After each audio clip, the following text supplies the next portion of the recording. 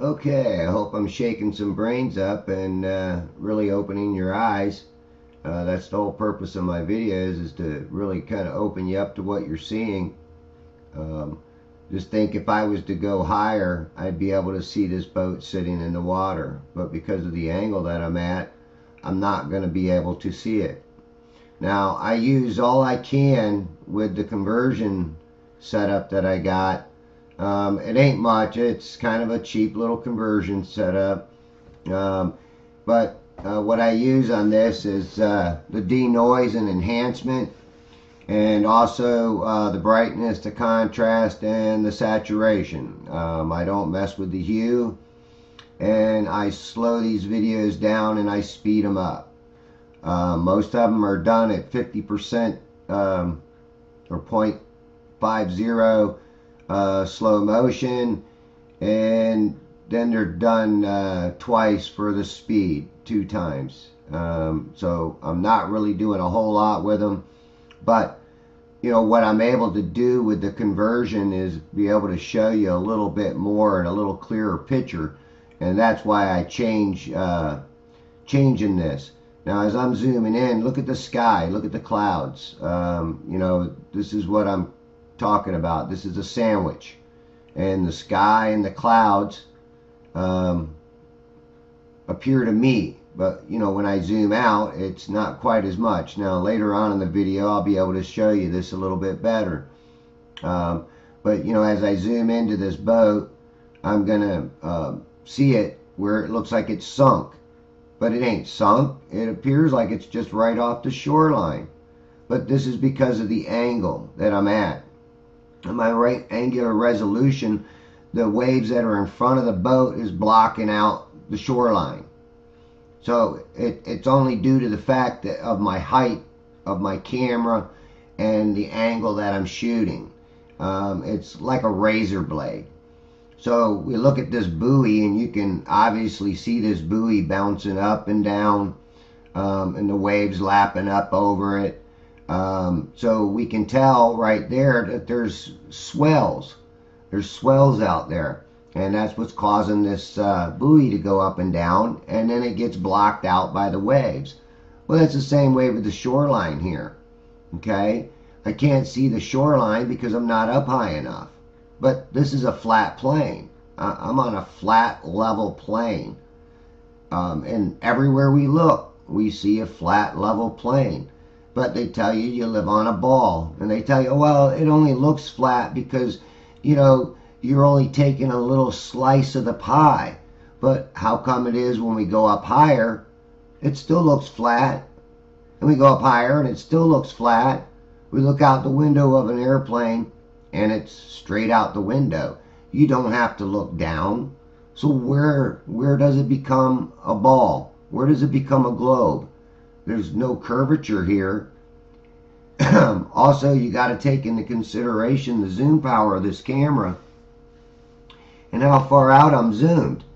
This water that you're looking at right here is just a little pinch in the distance. So if I zoom back, you're only going to see this little pinch get compressed down to nothing. And you won't even see these buoy markers if I pulled away right now with the camera. They just shrink right down into the water. Does that mean that they went over the curve? No. It's perspective. It's the height of the viewer. And you know, when we look at these videos right here, like you see a little bit of water behind it. Well, how much water is behind it? You know, how much water are you seeing right here from the bottom of the screen to the buoy? That's probably hundreds or thousands of feet, just right there alone. And the waves are tiny. They're little tiny waves. Again, this is a zoomed in image. So when we zoom in on something, we see further past what our eyes can see. But is this buoy sitting on the edge of the ball earth? Is it going to fall off the edge right there? No, no. I'm just, because of the swell, this water wall, I can't see past it. Now, I pick up this boat and I start zooming in on this boat. And you'll notice how the boat itself is going to be sitting in the water, and you see this line across the bottom of the boat. Now that line is a good line to remember. We'll get back to this because this boat's going to get farther from me. And I'm going to zoom back in on it. So you see that black line at the water's edge. Now watch this boat when it comes out of this, see, you can see land behind it. But this is the funny thing. On almost all boats, big ships like this, when you're zooming in on a long distance, once they pass the land, all you see is water and air out in front of it. So, like I say, there's swells out there. And the swell is where my camera resolution ends. I can't see any higher up over that swell, just like I can't see over the waves that are splashing up on the shore. I would need to go higher to be able to see more of the flat plane. This is like taking a table and bending down and making it, say it's a 10-foot table, and you bend down and you look at it on an angle. All of a sudden this 10-foot table is just a little sliver. But in order to see the whole table, you got to go up higher and look down on it to see the whole flat table. Well, that's the same way on flat earth, because flat earth is so big, okay, because it's not a ball, but flat earth is so big, you can't go high enough to see the whole flat plane of earth, the circle of earth. Could be the square of earth, but I'm looking more as a circle. Everything works in cycles. Cycles are circles, circuits. It goes around and around and around. It completes its circle. So, when we're looking at this boat again, is it right on the edge? I mean, the whole time this boat's going to ride the edge. But even this buoy marker right here, look how small it is now. And this buoy marker, the boat is almost hitting it? No, it's actually, there's a lot of room between that buoy marker and the boat, but it doesn't look like nothing to us. From my perspective, it almost looks like he's brushing that thing, like he's rubbing it. But I guarantee you, it's much farther from the boat than what it appears. Same way with that little sliver of water that's just above that buoy marker. That's, that could be miles of water. But, you're seeing these big waves. These big waves almost look like little waves. But they're big waves. There's big swells out there in the water. Let me tell you, if you go out there in these boats and you're on top of it, like if I was on top of this boat, I would be able to see in further north and further south and east too, and west would just look like it went out there and there's another line. But that's as far as he could see on the boat. So he could see me better because he's up higher, and he can see this land better because he's up higher. But me, I can't see over his boat and see what's on the other side of his boat because I'd have to go higher. Okay, so the higher up I would go right now, I would be able to see all the way over the top of that boat and see what's on the other side. And if I was up higher than the boat looking directly down on it, I'd see the entire boat. But if I went even higher, I would see the entire boat sitting in the water. But again, I would only be able to see the flat surface for so far until I went higher. So again, anytime you're going to have to use perspective, you have to also use how high you got to go to see the whole plane. And this is what I'm trying to express in these, and this is why I try to open your eyes to what we're actually seeing out there. I mean, right now you're looking out there, and these clouds, it's like a sandwich. It's being mashed. You could take two boards that are 10 feet long and lay them on top of each other with 1 foot in between. And if you go down to one end, it'll look like you're looking down this tunnel, and it'll get small at the other side. But if you zoom in on it or step around to the side, you'd see that there's a 1 foot gap all the way between these two boards. But from one end to the other, it's going to look like you're looking down the hallway, down the tunnel. And that's as I'm zooming in here to this edge, to where this boat is, I'm catching this whole boat. And in the background, the sky is blue back there. And this is what I say, my camera can't resolve those clouds just above the boat unless I pull out a little bit. It just won't do it.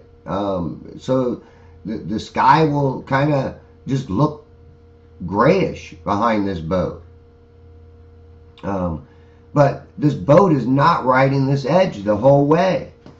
It's not riding the edge the whole way at all. Again, you know, with me changing the contrast and all, you almost get this tunnel of love out there, the tunnel of truth. And that's what I want to call it, the tunnel of truth, because here in a little bit, I'll pull back, and the clouds will become more prevalent, and you'll be able to see them. I'm getting better at working the contrast, the saturation, and the brightness, to bring out more of what you're visually seeing, to where we can visually see what I've actually caught on film, and then be able to explain it better. See how the floor and the sky want to look like they meet, but now you see this little area where there's a gap right there. Now think about that distance that we're looking at. This ship is miles from me, and you know, the sky is dipping down to meet the water. But if I was on that boat, standing up on the top of the boat, I would see the sky above me, and it would look like it's dipping down further away from him. And then if he looked back towards me, it would look like the sky's dipping down towards me. But that's perspective. Now, if you wanted to go halfway between the sky and the boat, and look left and look right, it'd be like looking through down that hallway, but without walls. So again, it's perspective. People want to really beat up on the flat earthers, but they're bringing a lot of evidence to the table. And I hope this is going to contribute to these efforts that we're making, and you'll help the cause. Because visual observation is some of the best things you can do. There's a lot of people out here in this world that don't even observe their surroundings. You know, they want to just assume and take everybody else's word for it. This is a special scene right here. This is absolutely beautiful. It's gorgeous. I should have some music set up for it, but you know, I don't like mixing the music with my videos anymore, because a lot of times, you know, you get copyright, you hit, and this and that on it, and it's just crazy. So a lot of times, you know, we add the music and we don't know if we're going to get a copyright strike or not. But just look at how this the sky and the floor meet. And then again, think about going out there on that boat, and he can see farther out, especially if he's got this zoom camera like me. He'll be able to see just as far the other way as I am toward him. And then he can look back at the shore and see more of the plane, especially if he's at the top of the boat. But you know, I tried to bring out these clouds to where you could see them out there. I think I did a pretty good job with you know, my conversion program. And this is where I'm using technology to show truth. So technology is good if you use it in the right way. And that's what I'd like to see more of us doing out here, using the abilities that we got to be able to show the truth to people that don't want to see it or refuse to look at the evidence. You know, it's been a rough road. There's a lot of people that you know, deny, and most of them just come on your channel to insult. And I do think that a lot of them are like professional trolls. They don't want you to really see or want you to think for yourself. They just want you to believe in what the masses believe. And this is pretty sad when, you know, you have to believe something just because 100,000 million other people want to believe. You know, there's billions of people in the world, and you know, they all have their belief system and religion and whatnot. But science religion is the worst because they do take God out of the equation. Do I believe there's a creator? Yes. And he created this beautiful flat plane for us to live in. And we need to take this technology that we got and use it for good. Now, I do want to say I thank all my subscribers and thank all my new subscribers for subscribing to my channel. I give permission for anybody to use this video to help explain the flat earth. So take pieces, parts, share it, mirror it, whatever you like. It's all good. Alright, thanks for watching. You have a good day and enjoy your life on this beautiful flat plane, this flat earth. Thank you.